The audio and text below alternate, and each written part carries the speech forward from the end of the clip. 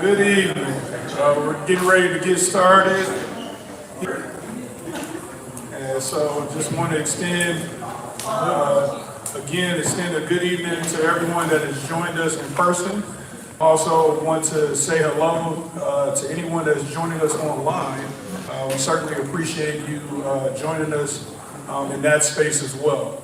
Just want to introduce myself. My name is Richard Jackson. I have the distinct privilege and pleasure of serving as the Managing Director of Fiscal Services for this great city, Duncanville.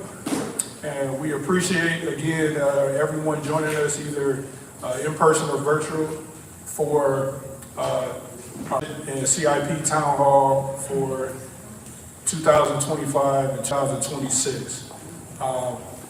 As a quick housekeeping note, as you can see at the top of this slide here, on this cover slide, you can follow the slides at home or here in person by simply going to menti.com, MENTI.com, and using the code in that top right corner. Entering that code in, again, at menti.com will allow you to follow with us, alongside us throughout the program.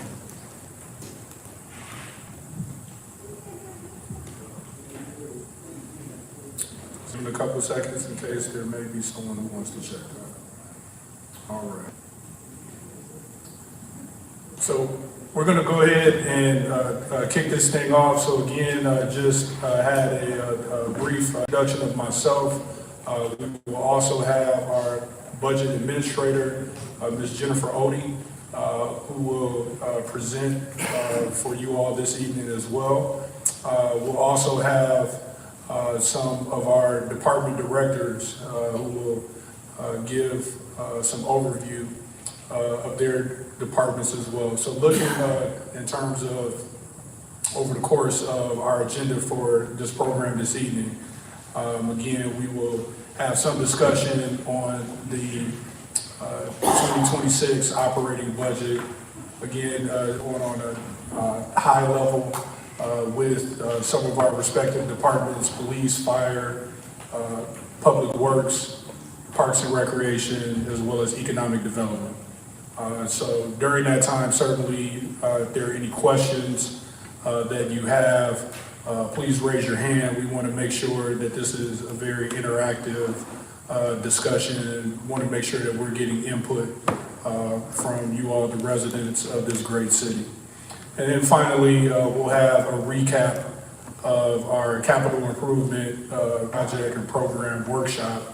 And again, present another opportunity so that we can get feedback from you, the residents, and you, the community, in terms of what things you are looking to see with this upcoming budget. Again, this budget is just kicking off, so no decisions have been finalized and made. We're very much just getting started, and so we want to let you know that we're welcoming your input, and anything that you have question-wise, we want to try to make sure that that's out on the table for discussion as well. Again, when we look at things both from intermediate and long term, in terms of the planning that goes on for the city of Duncanville, everything has to work in tandem and in collaboration with one another. And so under the leadership of our city manager, Mr. Doug Finch, we are striving to do just that.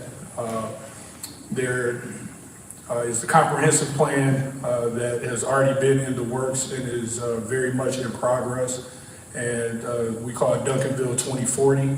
So while project-wise it is looking at the next 15 years, it's setting us up for the next 20 to 30 years and beyond. And so certainly as the town halls and the workshops would indicate, our push is for a shared community approach between administration, your city council members, as well as you, the community. And again, all pulling in the same direction for what we want to see as a thriving community here in Duncanville. On the medium term, certainly there The master plans, those are the things that have more of a specific project focus. There was just the Lad Nature Preserve as an example that was just recently approved by council earlier this week. But again, focusing on capital projects, but also things that have a specific impact timeline-wise within 5 to 15 years.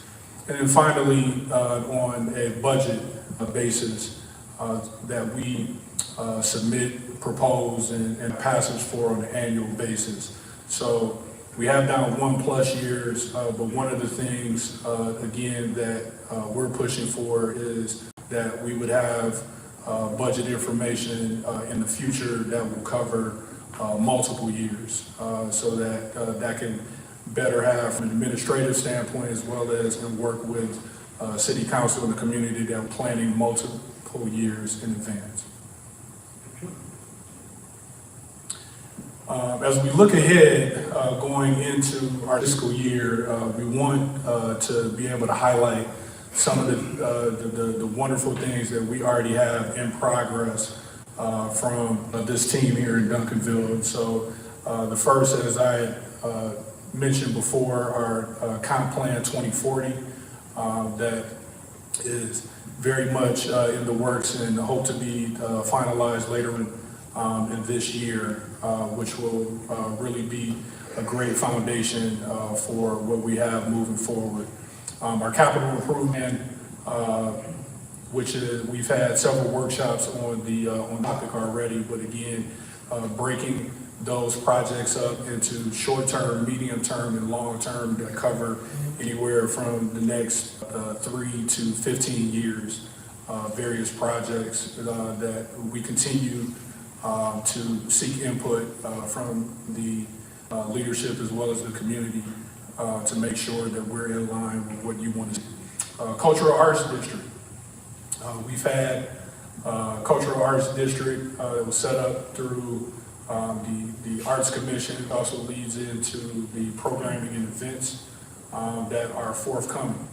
So we're very excited about the trend moving forward with respect to that as well. 2025 bond program. So we had a bond committee that is recently formed and actually had their first meeting yesterday, Wednesday evening. And so as we move forward with some of the potential capital projects that are out there that we've listened to you, the residents, that you would like to see, certainly we want to make sure that we are positioned as best as possible when it comes to potential bonds to get some of these projects accomplished.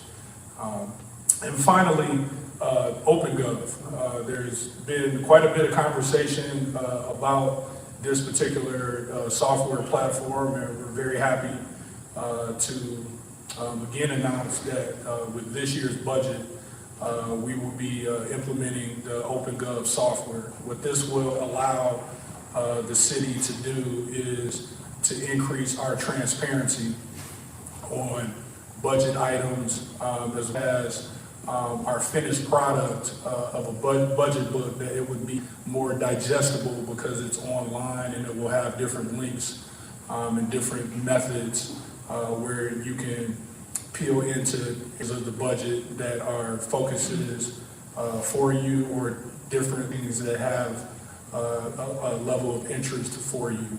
But also moving forward, it will allow us to be able to post budget to actual so you can see in real time, along with the reporting that Ms. Odie does for our city council on a monthly basis, that the residents as well will have that information and have different graphs and tables that they're able to have. So again, just another step that we're trying to do in listening to the community, that we want to increase our transparency on where we are budgetarily as well as financially.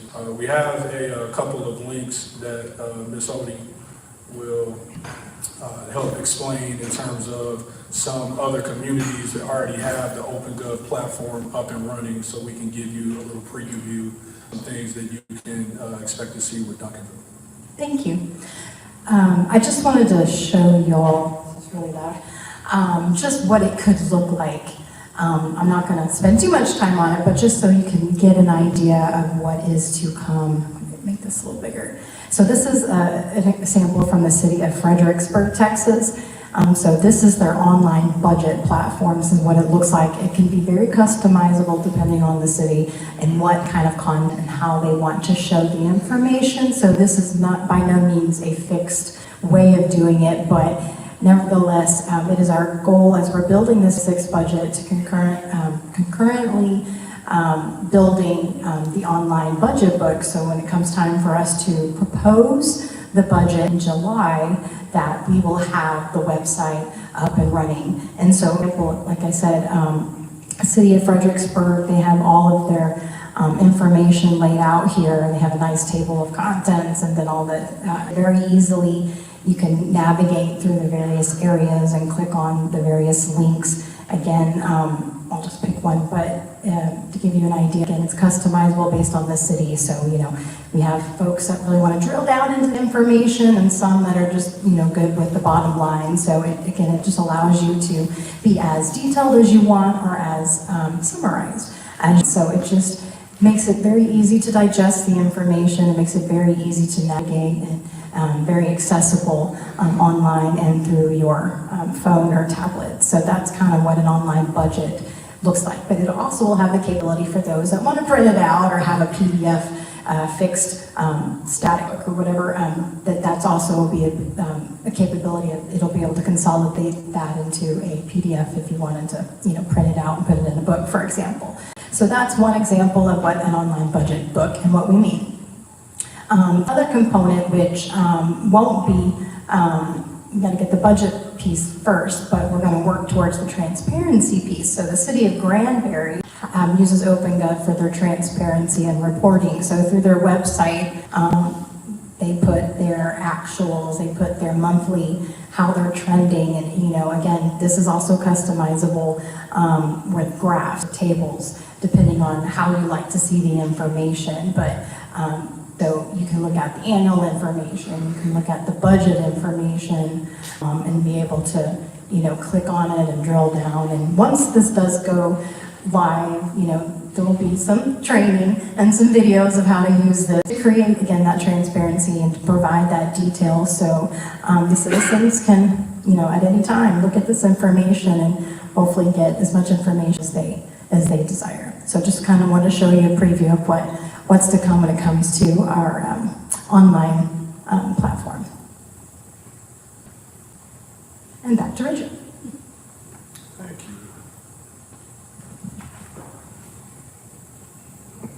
you. And we look at the fiscal year 25-26. When we break down what our focus is operationally, it comes down to three main points, objectives. And number one is vacancies.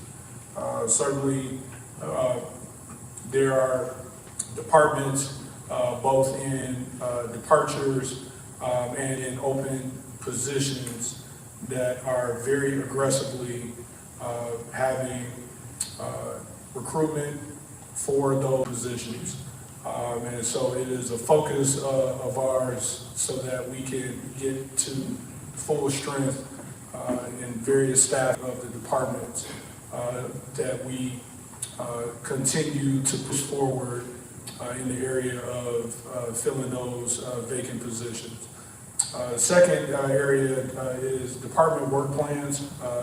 It's been a goal that we've had organization-wide to make sure that we have modified and we have shored up the work plans each individual department. And as we move forward to make sure that we are doing what needs to be done on the department level for accomplishing all of the objectives and the goals and to maximize the use of the budget that are allocated. And so as we continue to take shape not only through this fiscal year, but moving into the following fiscal year.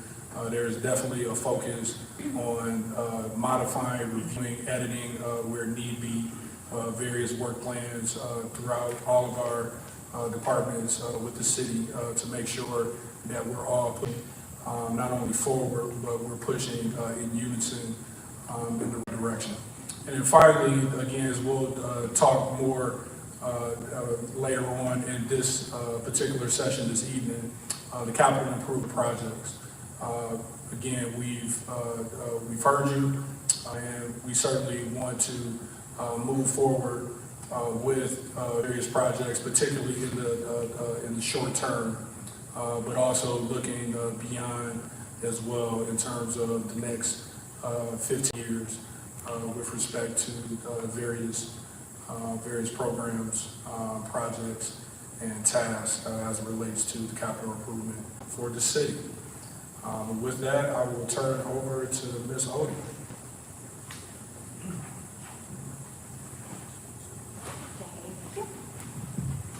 I'm not as tall. Okay. So, some important dates I want y'all to be aware of, those that are at home and here in the audience. We are going to have multiple workshops with council. This will be a great opportunity for citizens to be able to talk with their council, come talk with city staff as we are building this budget. So we're going to have a workshop on April 29th. It'll be a very preliminary. We won't really have like our revenues and everything in place yet, but we're going to start talking about some of those big items as we're building our budget. We'll have another preliminary budget workshop on June 26th. So if you like to get into the details of the budget and what's all in it, these will be the opportunity to come and hear about all of that. July 18th is our internal deadline for staff to propose the budget, to have it completed. Charter, we're required to have it filed by the end of July 31st, but it's our goal to have it completed sooner than that. We will do an official presentation to council on the 29th, and then we go through some things that we have to do legally in terms when it comes to tax rate and having hearings and such. So in August, we will have that workshop. In September is when we'll have all the hearings for the budget and to the tax rate. Then we officially adopt the budget and the tax rate before our fiscal year, which starts October 1st. So these are all those dates for public workshops.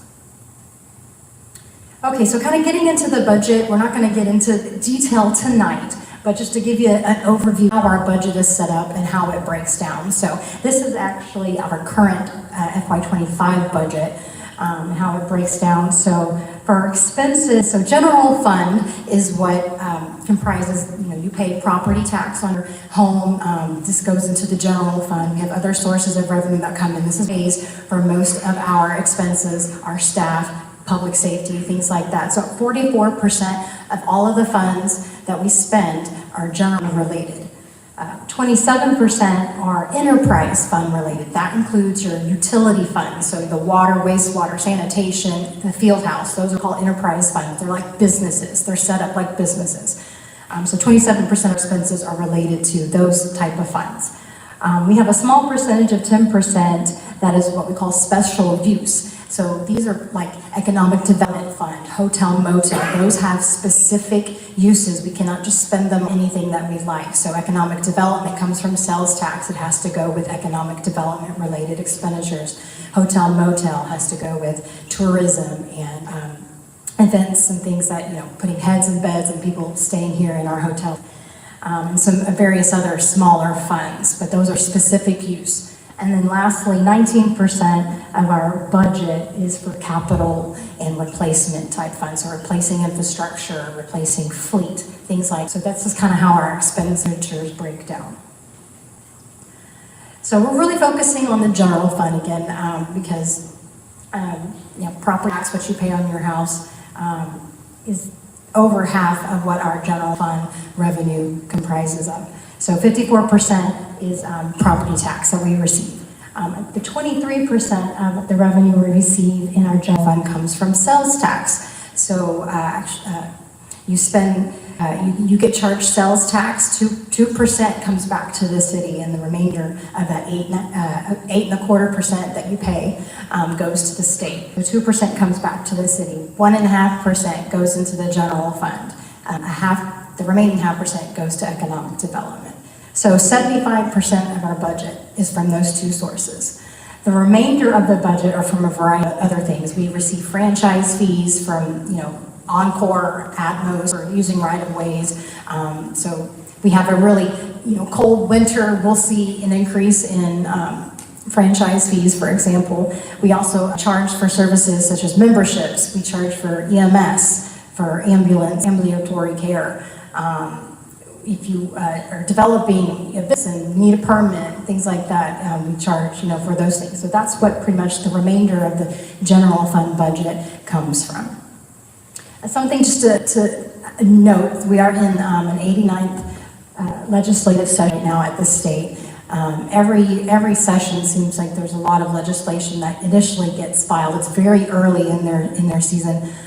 There is numerous bills that are out there that's been filed relating to property tax relief. We don't know at this point, obviously, what's going to shake out and what's going to stick.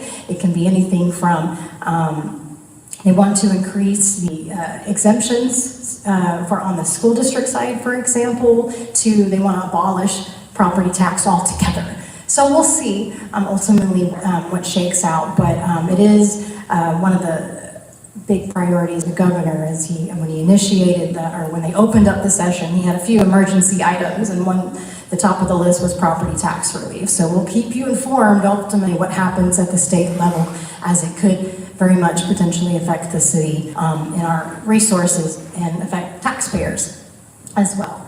On the other note, sales tax, in the last couple of years, we've seen a very minor growth, 1.8% growth over the last 2 years. So it's, at this point, don't have a good idea of what sales tax is going to do. That's why economic development is so important to bring businesses and to increase our values and everything here so we can grow that sales tax base.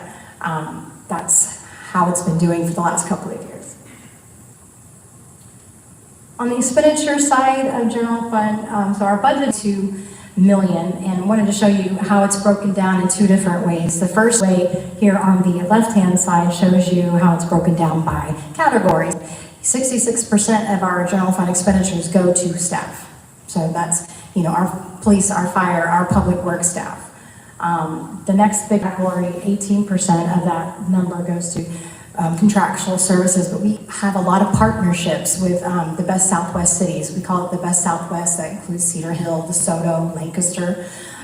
We partner with them for regional dispatch, which is our SWRCC. We partner with Cedar Hill for the animal shelter. We partner with DeSoto for the jail. So a lot of those expenditures come out of that category. On the right side of the graph here, it breaks it down by department. The largest department by far is police. They get 30% of the pie. The next department is fire at 20%, and the next largest department is public works. So over 2/3 of general fund budget goes to primarily those three departments. And again, as we said, we're a public entity. We're a service-oriented organization, so we are people. Just looking ahead in terms of the utility funds, what I was trying to show you here, we are going to go fourth year of a rate increase. We passed an ordinance back in 22 when we did a water study on our rates, and so this will be the fourth year that the rates will be increased. And what I was trying to convey here is to show you the three largest expenditures within the utility fund. We pay the Trinity River Authority, which is the organization that treats our wastewater. We also buy wholesale water. So you turn on your faucet, the water that you're getting is coming from the Dallas Water Utility.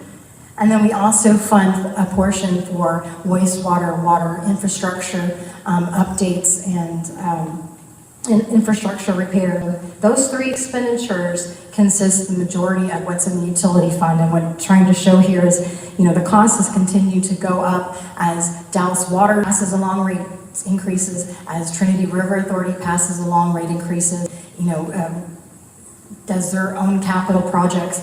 So therefore, in order to be sustainable, we have to pass those rates along to consumers as well.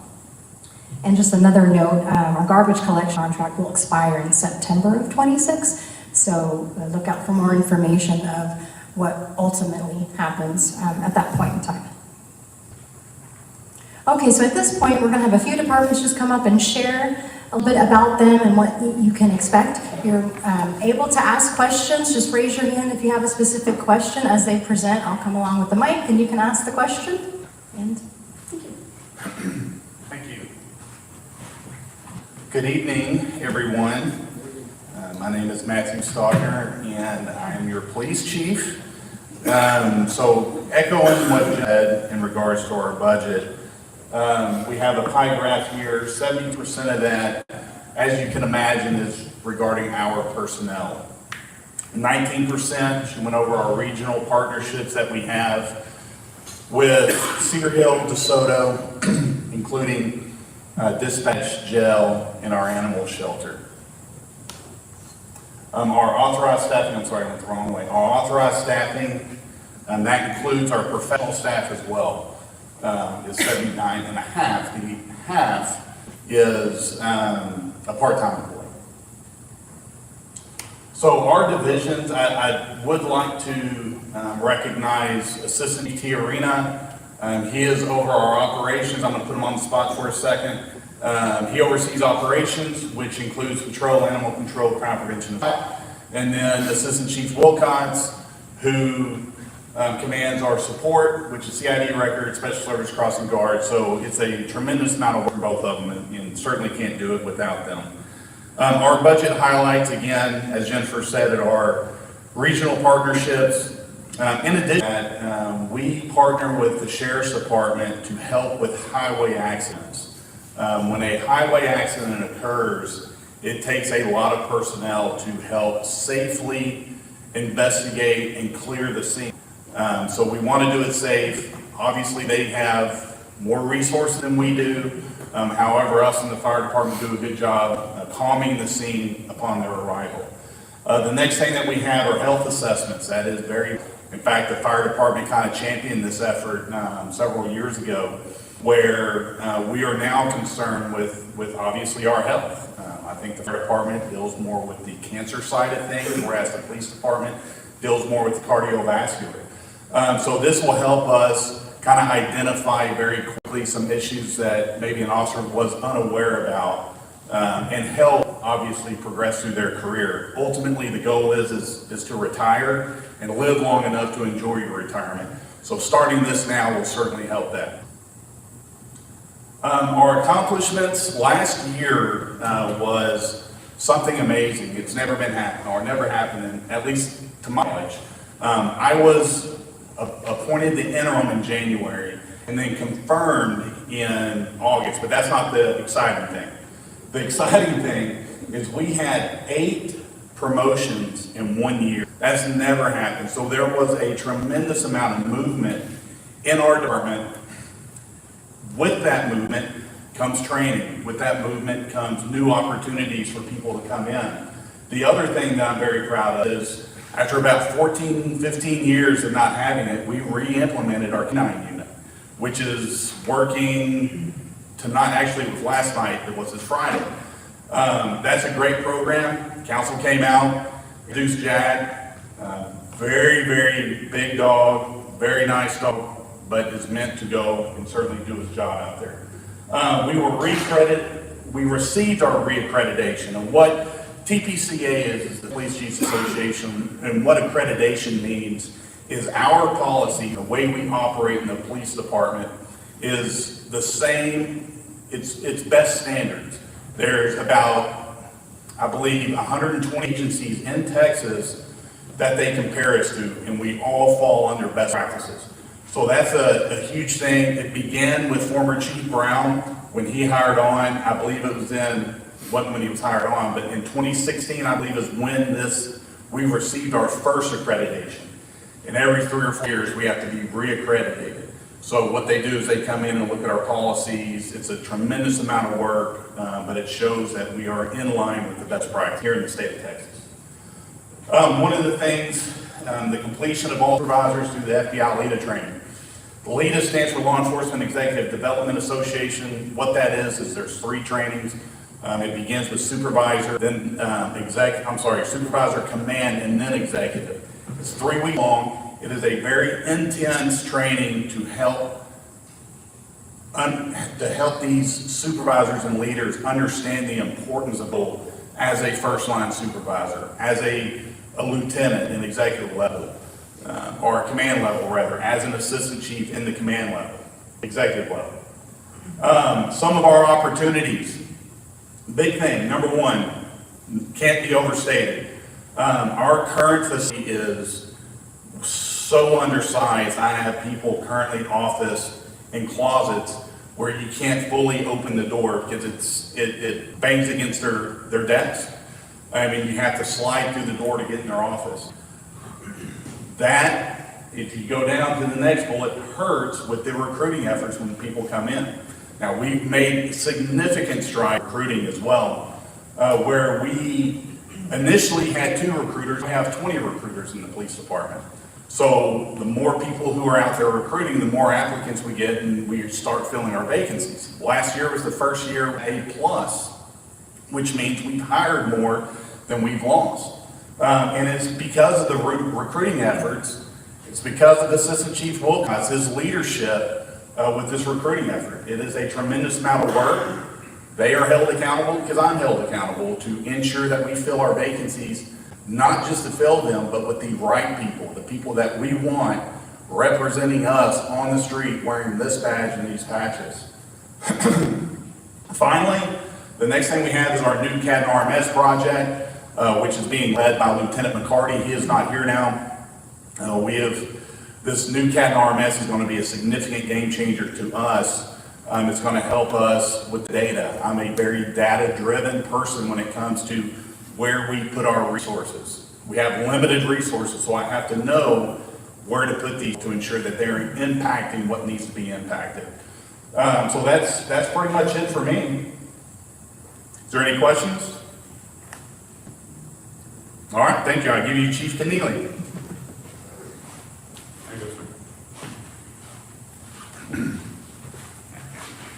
Well, good evening. As Chief Stockner said, I'm Chris Keneally. I'm your relatively new fire chief. I came to the city in September, and I couldn't be happier and very excited to be here. So as you can see, we have 55 members in the Duncanville Fire. We presently have 5 stations, and I'll get to a potential 3rd station.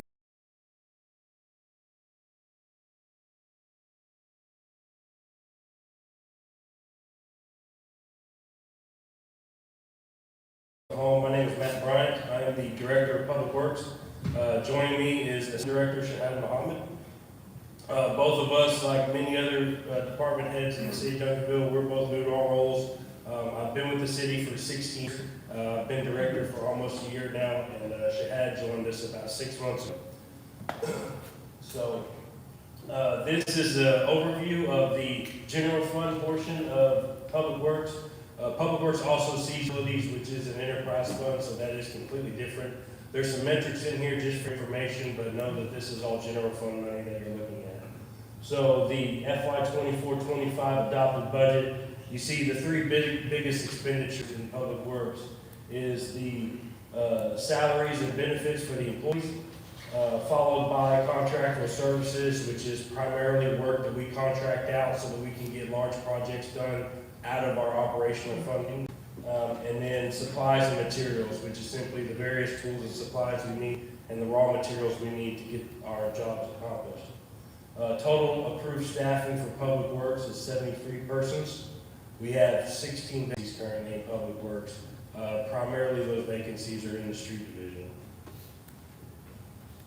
So the various divisions that Shahad and myself oversee, the administration is myself, Shahad, and then our executive.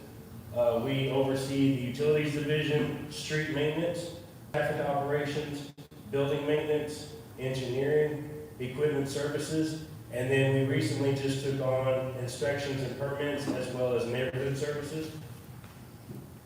Some of the budget highlights we have is $1.7 million that we budget, which is for, again, that's operational money that we hire contractors to come out and do large projects, such as recently we did a microsurfacing, which is a surface level treatment of Cedar Ridge that you've probably noticed. That job came out of that type of funding.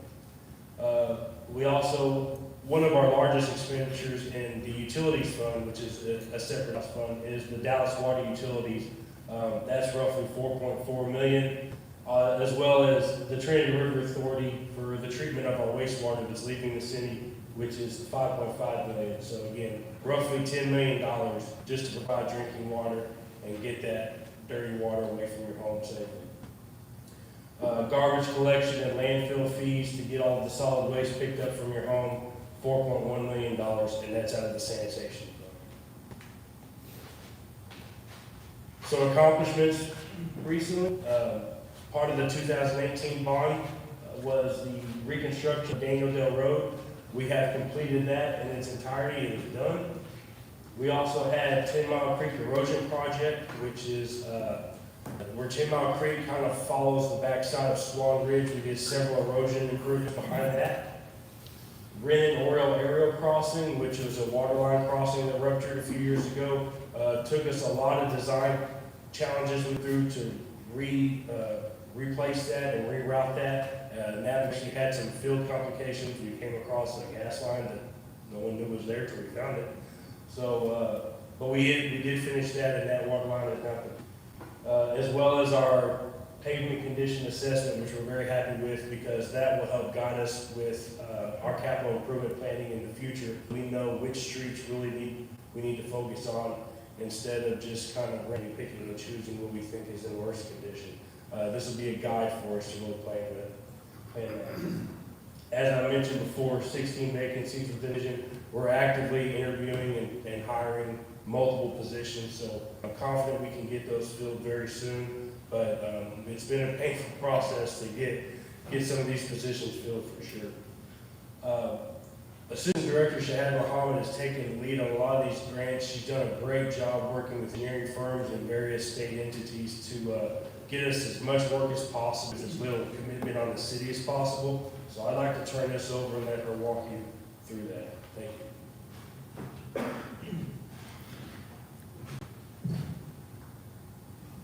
Good evening, everyone. This is Shahad Muhammad, Assistant Director of Public Works.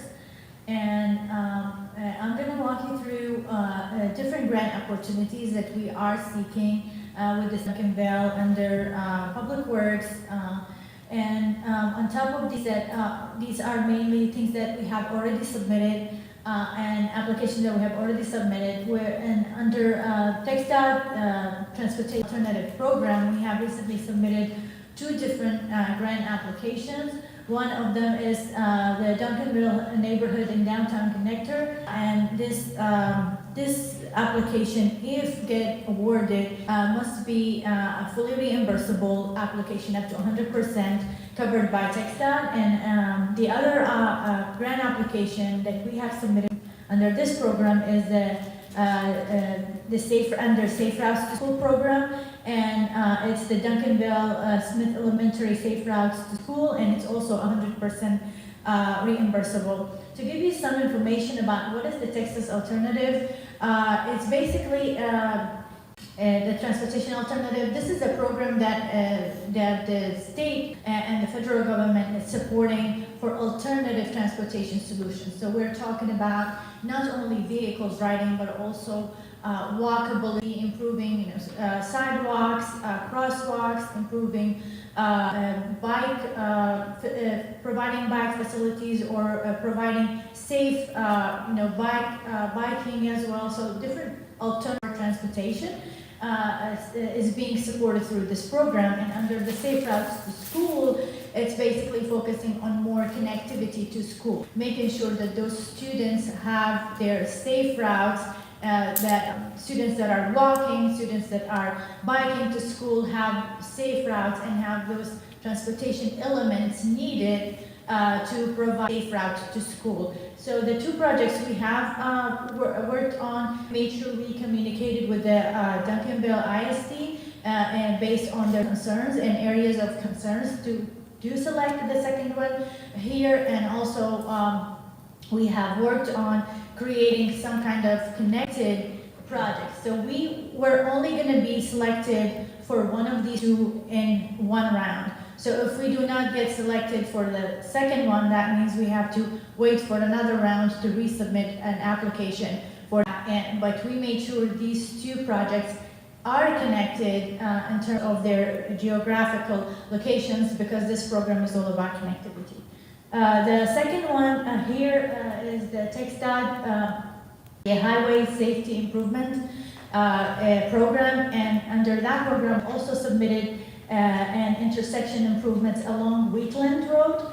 The whole Wheatland stretch on that program is a match, and a match is a city responsibility to cover a part of the funds. The match for the city, it varies between 17% to 20%, and the TxDOT should be able to cover 80% if we get awarded. And on that one, we should know around May timeframe whether we get selected or not. And it's regarding accidents and intersections improvements on Wheatland and ADA compliance. For the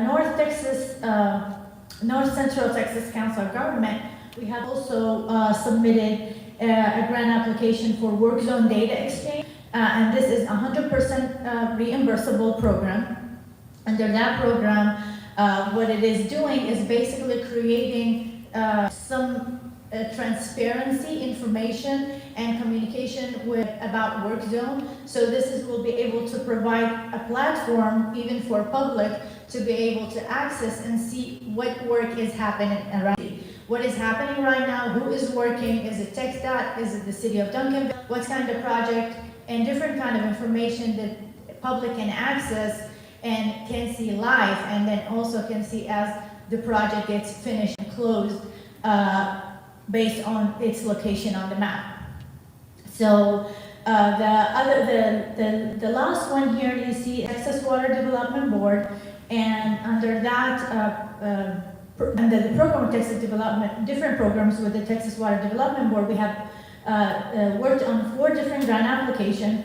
One is the AMI, which is the Advanced Metering Infrastructure, and that program should provide us with an automated water meters that should help us improve, our water meters, where we actually create some savings for the city, improve accuracy of our water meters data. So the second one is lead service line replacements.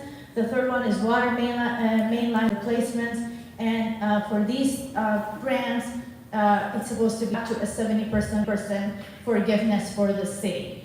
And we are also working on other 2 that is still in the working, not completely finally submitted, but they are with the COG, which is one for the Cedar Ridge, and the other one is for the Main and Camp Wisdom. And for those 2 projects are trying to get selected to be able to get some funds. We can complete the 2018 bond projects that are still not completed due to the budget deficiencies based on most updated cost estimates. And that's all. Thank you. I've noticed you have on there about county participation. Normally we've had an amount of money or participation, with the county in regard to roads, et cetera, and all. Is that still working with, you don't have to do a grant on that, do you? I mean, just something else that normally we would work directly with the county on, or projects that you would propose. So are you talking about Dallas County? Yes. Yeah, so Dallas, there are some projects that Dallas County is doing, for example, we're always in coordination with Dulles County for projects that are intersecting with our city in Duncanville. And take it for instance, the Inland Port project that currently Dulles County is doing a study on drainage for 10 Mile Creek. What we are doing here, we're also working with Dulles County on using some of this data to help with our projects in Duncanville, given that the drainage master plan that we just mentioned, that we are really is depends on the ownership of that. Really is depends on the ownership of that project. If that street is owned by the city of Duncanville, then it is the city of Duncanville's responsibility to maintain, even if it was built by any other entity as a partnership with the city of Duncanville in general. In some cases, rarely there is some kind of agreement that happens between those entities for maintenance afterwards. And it could be just given that maintenance responsibility for the entity, being Dulles County or any other one, TxDOT, or on it. It really depends. But we have all occasionally, a case by case, it's different. Okay, because I know that committee, you worked on doing the intersection there at Wintergreen and Main Street, et cetera, and all that, and then also one of the bonds that was passed the last time was in regard to Main Street and Camp Wisdom over there, and that didn't work out. What happened with those funds? Are you able to use those somewhere else, or what? They're still there. They're still available. We haven't spent them yet.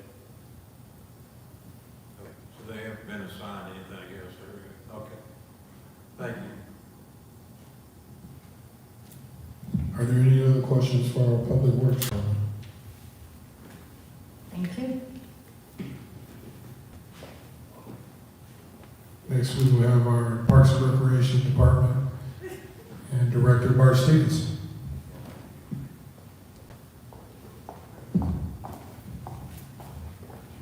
Thank you. I'm Bart Stevenson, Director of Parks and Recreation, and thank you for the opportunity to share for me to be able to share our budget highlights. We are a service organization, much like all the other departments. 4% of our expenses go towards personnel. Another 18% goes to maintenance and repair services, and that makes a lot of sense because we have 17 parks, 244 acres. We maintain all of the grounds of our city facilities, as well as our rights-of-way and our entryways. We have 35.5 TEs. That is comprised of 25 full-time positions, and the rest of those full-time equivalents are made up primarily of part-time staff for the Senior Center and Nursing Center.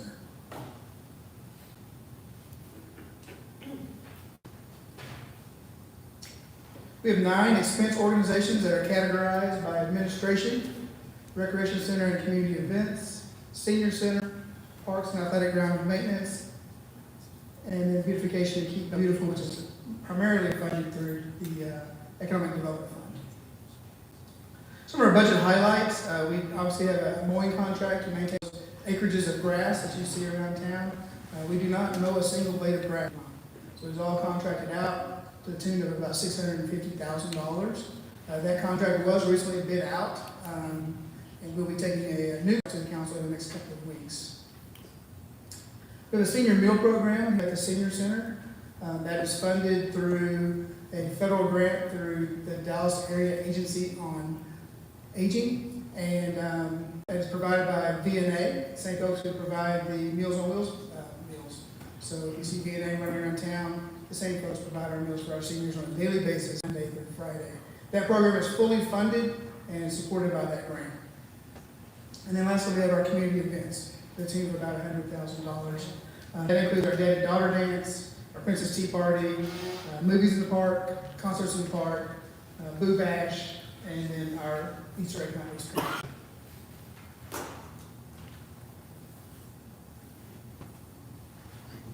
Moving to our accomplishments, I think you can all agree that the opening of Kidsville and our new splash pad last April has been a huge success. It's been a home run for our community. We saw a tremendous amount of use last summer. We're excited for summer number 2 coming up. I'll share with you that we plan to have had it fully opened 7 days a week starting the first week of May. We will start operating and actually getting it ready in April. And our hopes are that we have a few nice weekends in April. We might be able to open it on the weekends only, late in April. But early May will be our opening officially for full-time use. We just recently completed 2 master plans, dog park and our Ladd Nature Preserve. We're very excited about both these projects. It's now set, our planning is now set to move forward with hopefully development of these 2 projects in the near future. We have new video scoreboards at Harrington Park. That is at no cost to the city. That is working with a partner company who provides the scores for us. They sell advertising that they play between innings, before games, and they also offer free, well, not free, but it is free for us, yeah, advertising for our events as well through those scores. And then we've also recently replaced the cardio equipment at the recreation center. It was about 7 years old. We were seeing a lot of downtime through those pieces of equipment. We found monies in this year's budget to make that happen. Looking forward for opportunities, you may have noticed brackets hanging from the decorative light poles downtown. In a few weeks, those will also include hanging baskets, flower baskets. Petunias, I believe, will be the first plants planted coming up in spring. We have a Hometown Hero banner program that we've initiated, and we're very excited about them to recognize the many wonderful veterans in our community through this banner program. And you can do that. See my Legacy online donation and volunteer platform that was recently unleashed as well. And we're excited about this. This is an opportunity for us to be able to get donations for a lot of our replacements, for tables, benches, and also we can provide donations for trees as well. We're looking to upgrade our recreation software so that you'll be able to sign up for things online. Novel idea, right? It's now 2025, and we're just not getting there, so we're excited about that. It'll also be integrated with our finance software, which our current program does not do. We're going to park signage throughout our system, and then also through the fiscal year 26 budget process, we're looking to initiate the update of the 2017 Park Master Plan, and also including a trail master plan, which will be new to Duncanville, identify locations of where we can strategically place trails to connect our neighborhoods, our parks, our schools, and our business centers. So with that, let's answer any questions about that.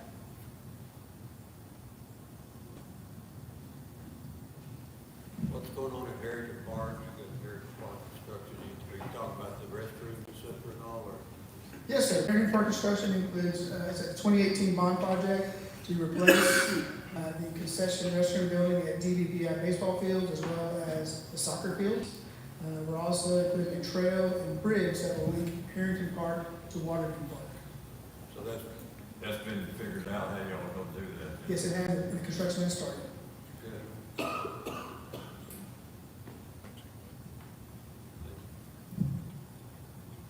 Thank you. If no other questions, we're going to quickly transition to our Economic Development Department and our Economic Development Director, Mr. Victor Rivera.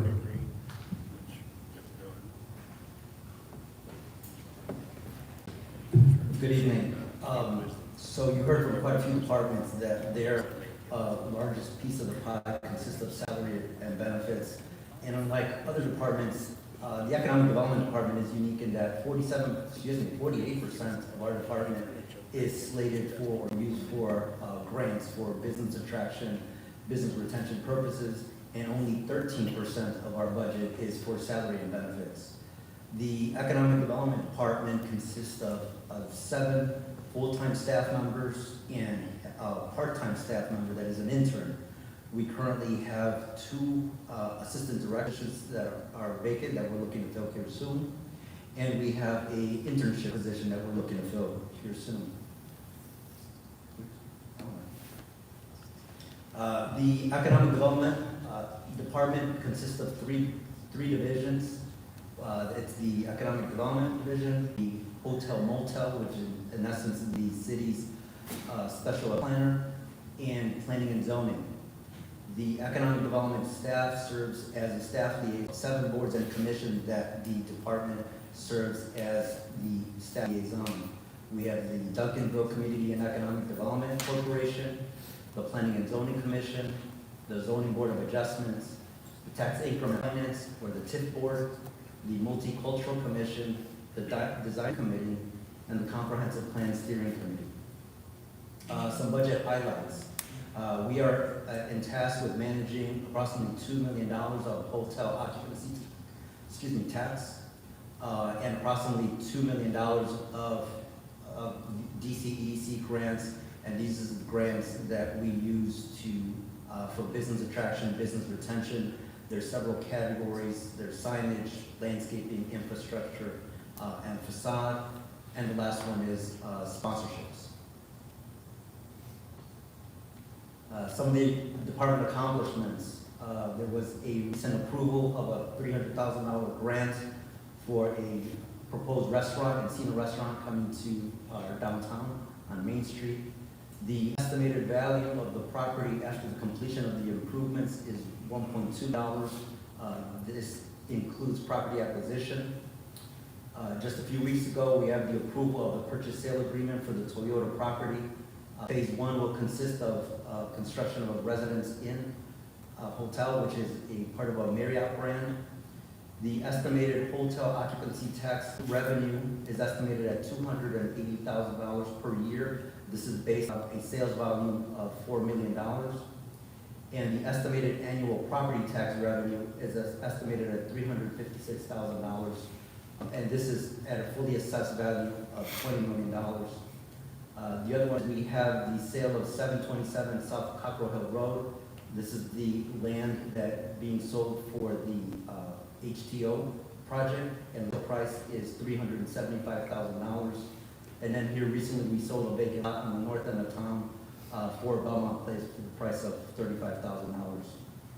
As far as opportunities are concerned, shortly after the adoption of the comprehensive plan, there is an opportunity for us to rewrite several of the land use regulations to encourage and promote and be in line with the visions that are set out in the comprehensive plan that will facilitate construction and reinvestment in the community, but will also address nonconformities within the community of lots and lessen the number of public hearings and public hearing meetings for our property owners.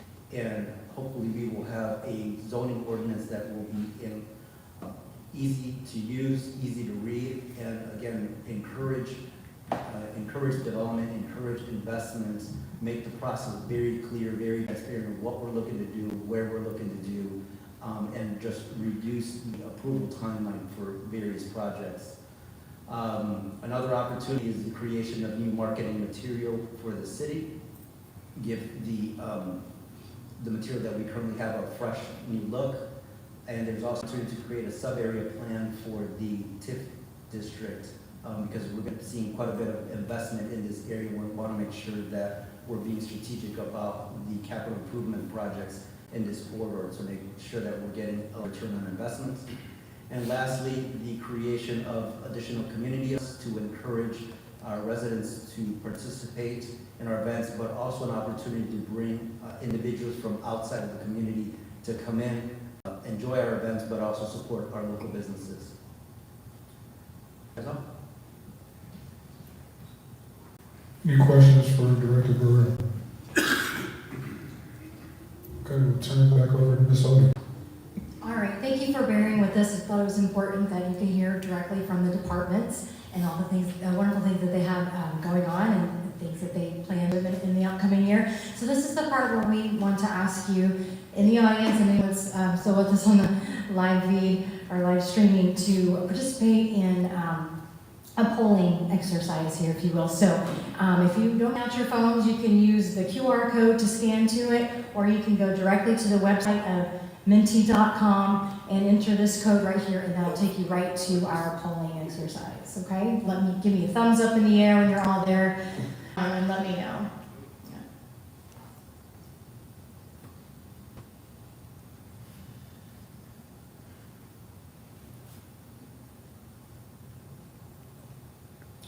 We good? All right, so these questions are going to be some open-ended questions, but you've heard a lot from the departments, and if you've been around listening to our budgets in the past, hopefully you have a good idea of what's in our budgets, but I want to hear from you, the citizens. So what is missing from our budget? What is there not funded or underfunded that you would like to see in our operational budget? Anything that may come to mind that maybe the city is not doing that you as a citizen would like to see us do, or program to fund? And we have staff in here too, so if you see pay raises, it's most likely from the staff, but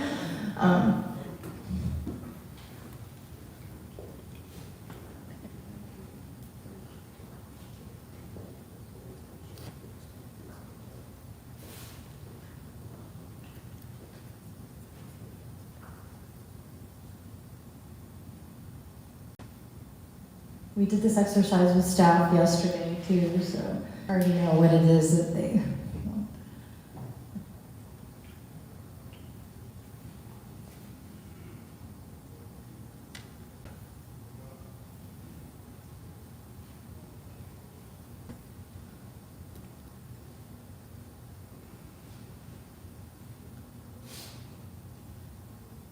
Just give it one more maybe.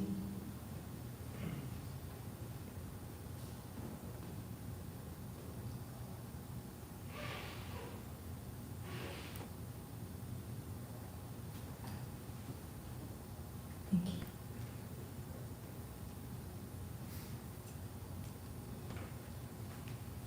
All right, we'll move on to the next question. The next question, again, an open-ended question. So what would you take out or reduce currently in the budget? We've had a lot of talk about, wanting to reduce tax, for example. What would you offer to take out of the budget in order to make that happen, for example?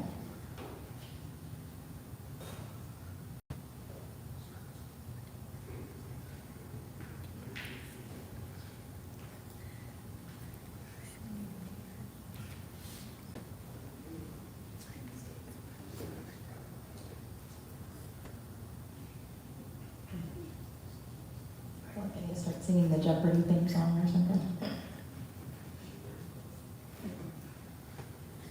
Okay, that's okay. You have plenty of other time to, offer us feedback if you don't, nothing comes to mind currently. So I'm just going to go ahead and go to the next. No cuts. Oh, thank you. Okay. I want to move, nothing. Okay, what?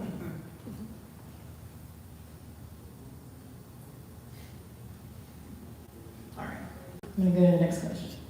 So, what is most important to you? What is your number one priority? What are the things you want to keep, make sure that stays in the budget?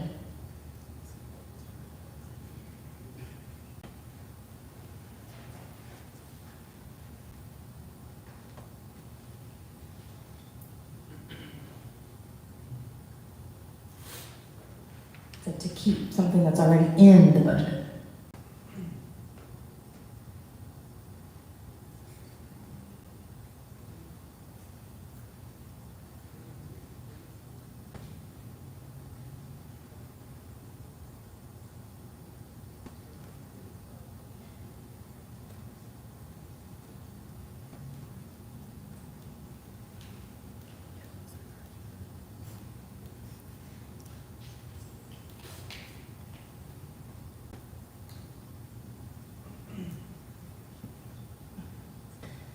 All right, thank you for that.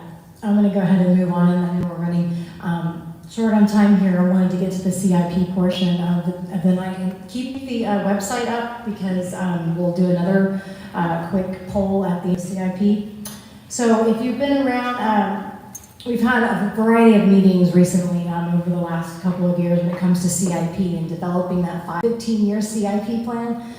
So it started back in November of 23 when we had council retreat where we slapped some things on the wall that says, okay, what is your priorities in year one? What is your priorities in year two?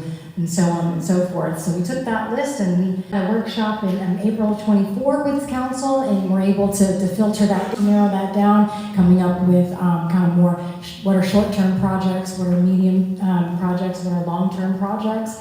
We had another workshop in October 24 doing the same thing. And then lastly, just recently in February, we had a workshop, again, doing the same thing, talking about what we've been able to accomplish and solidify what a 5 to 15-year plan would look like. So based on that presentation, this is, and the feedback we got from those workshops, this is generally what the short-term projects looked like in terms of priority. So for the next 2 years, these are the short-term things we'd like to be able to knock out. So doing that center renovation, field house, HVAC replacement, and kitchen rates. I'd like to say that that's already in motion. Fire Station 2 renovations, City Hall, Police Department generator, that's already been done. Harrington Park bond project, phases 1 and 3, which Mr. Stevenson talked about with the concession stand replacement as well as the bridge to Waterview Park, that is already in motion. A police building, automated metering infrastructure, as we've talked about, that we're going through getting a loan to be able to implement, to do that.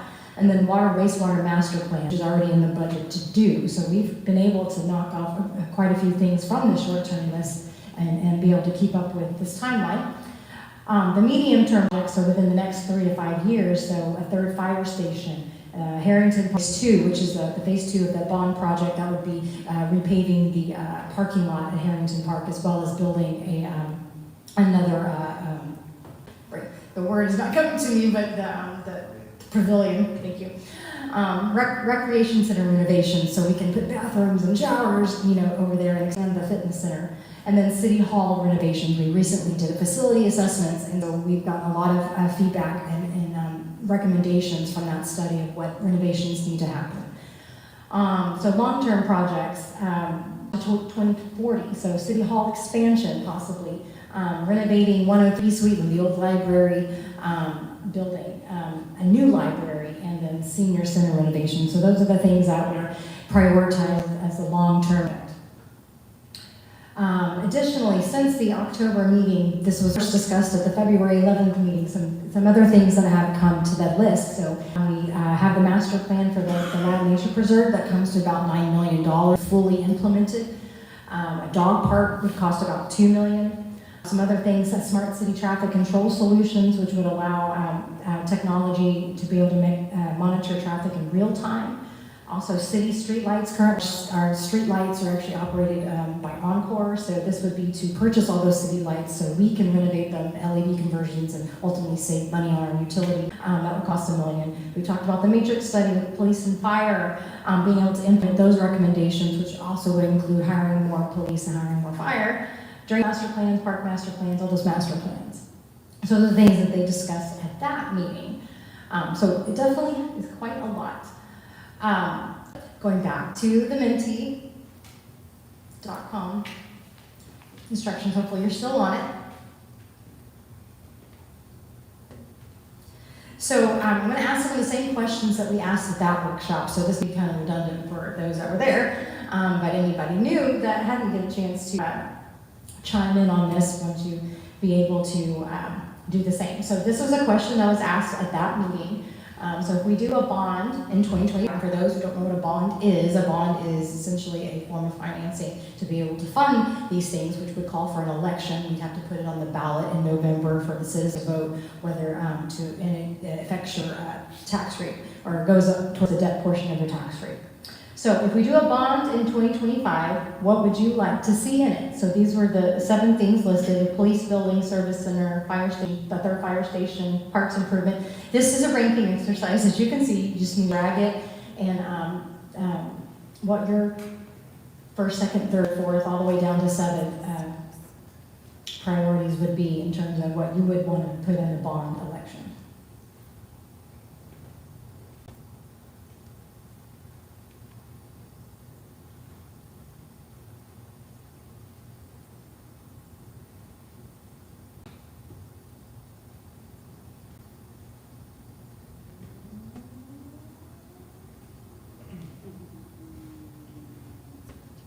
And just so you know, at the meeting on February 11th, the first and second place for those attending that workshop, it was police building and service center were number 1 and number 2.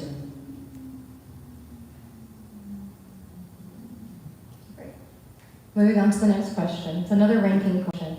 So rank your priorities. So we talked about the list of those additional items. In addition to the short-term, long-term projects I mentioned, what would be your priority of these particular projects? So drainage improvements, city street, sidewalk improvements, alley improvements, trails. Some of it, it's asking question, but if you could rank those, what are your priorities of those projects?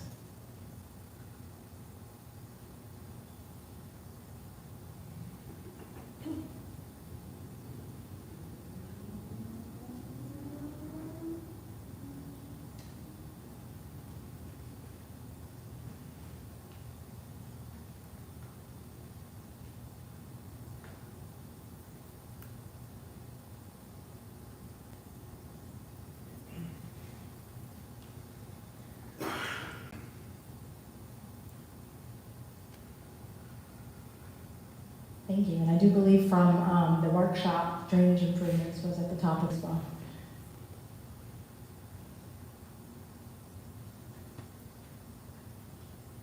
Going to the next question. So at the February 11th CIP meeting, another ranking question, there was open-ended questions that was asked at that. What is your number one priority? So I pretty much took that, the open-ended responses, and there was a lot of repeated responses, but when you give the opportunity to be able to rank those priority responses, what your priorities are. They're all, very important, so that would be very hard to rank. But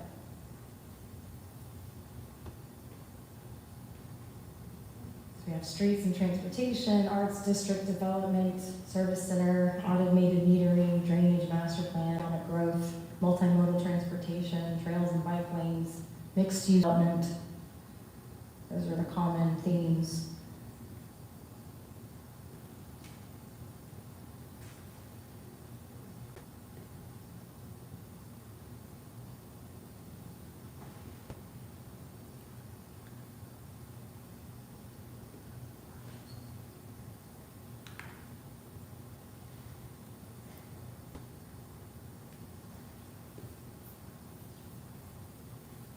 All right, I'm going to go to the next question.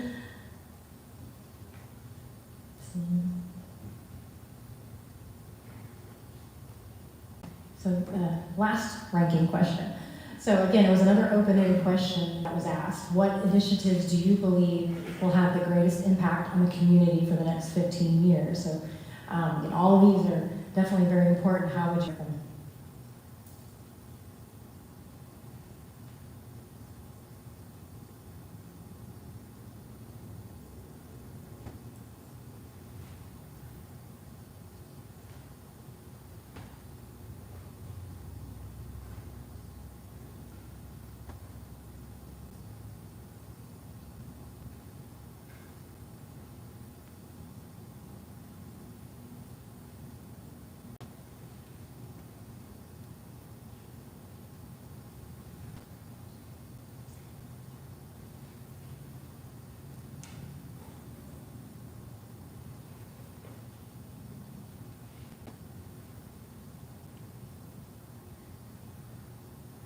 All right, I'll move on to the last question. The last question is actually open-ended. Just wanted to make, no, I'm sorry, one more.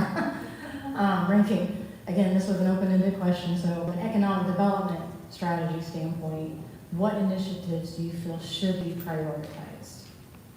So again, these were the themes from that, those responses. So building up pickleball, arts and cultural district, downtown revitalization, downtown improvement district, water streets infrastructure, business retention, redevelopment and amortization, clearing property and rebuilding. So what would be your ranking?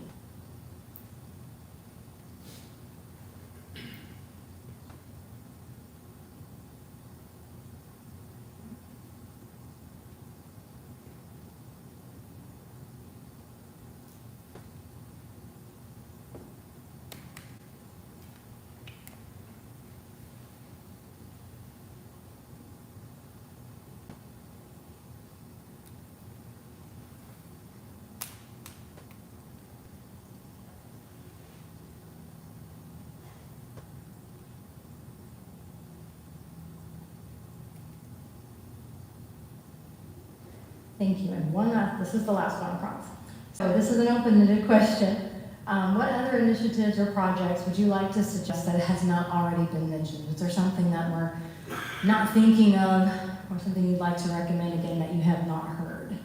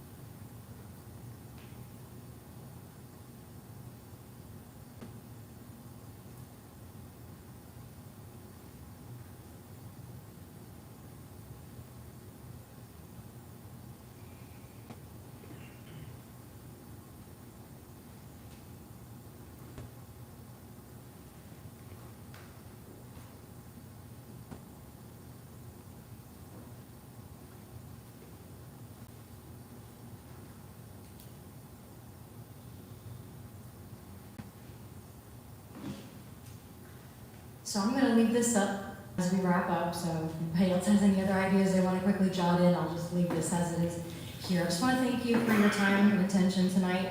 I know it's late. There's so many other things that need to be demanding of your attention, but appreciate you coming out and listening. There's a lot of work and a lot of effort that goes into building a budget. It's certainly not an easy process. And so we have other staff members here that are did not present tonight, but if you want to ask them anything, they are here. We have a representative from the library. We have the manager from the field house is here.